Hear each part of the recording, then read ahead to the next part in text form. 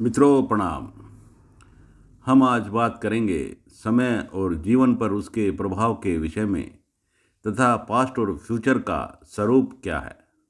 कृपया चैनल को सब्सक्राइब कर लें और बेल आइकॉन को भी प्रेस कर लें। मित्रों, हम जीवन में घटनाओं की बारंबारता को रोज़ देखते हैं। जैसे सूर्य रोज उगता है और छिप जाता है, चंद्रमा भी अपने समय पर आता है और चला जाता है।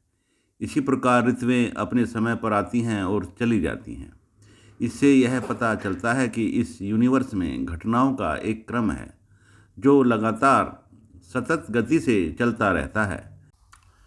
ब्रह्मांड की जिस स्थिति से जो घटनाएं जुड़ जाती हैं, वह स्थिति आने पर वे घटनाएं अपने आप ही प्रकट हो जाती हैं। ब्रह्मांड की यह गति ही समय है और इनसे जुड़ी हुई घटनाएं भविष्य हैं जो कभी पास्ट था।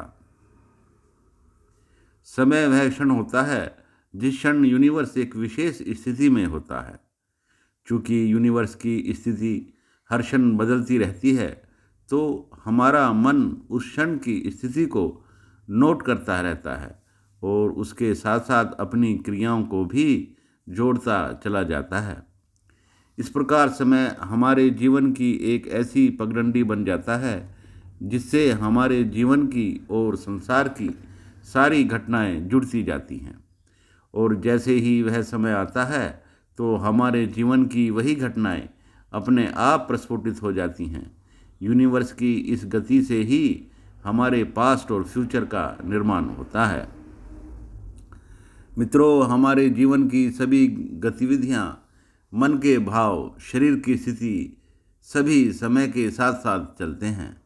मान लो हम सुबह 7 बजे हमेशा चाय पीते हैं, तो 7 बजे हर रोज़ चाय की इच्छा अपने आप ही प्रकट हो जाती है।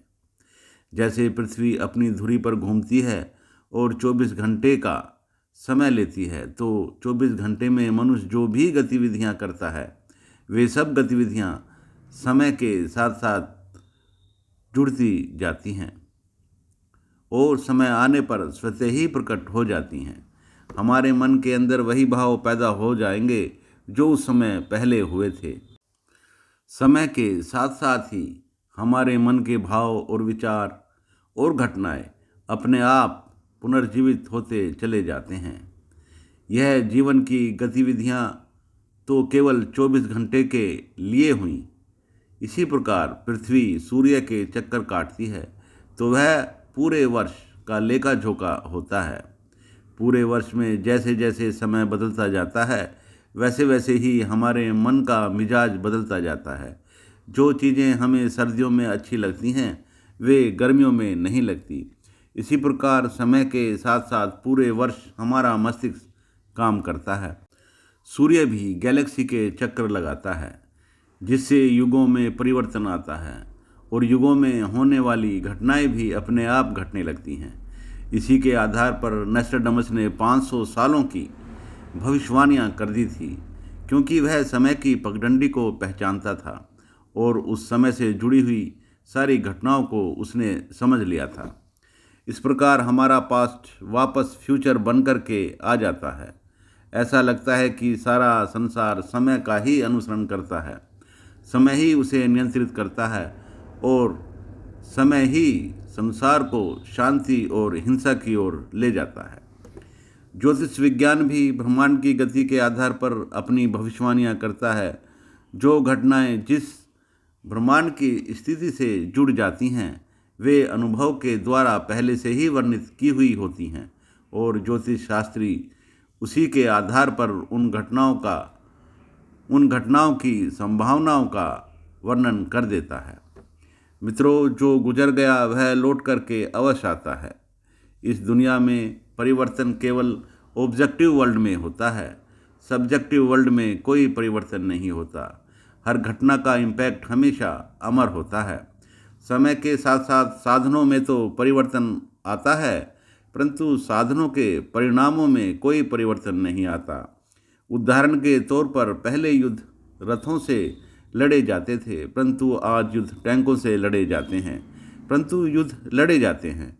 युद्ध लड़ना या युद्ध होना एक सब्जेक्टिव घटना है और रथों का टैंकों में बदल जाना एक ऑब्जेक्टिव घटना है, परंतु उसका मूल भाव अर्थात लड़ना वह अमर हो जाता है।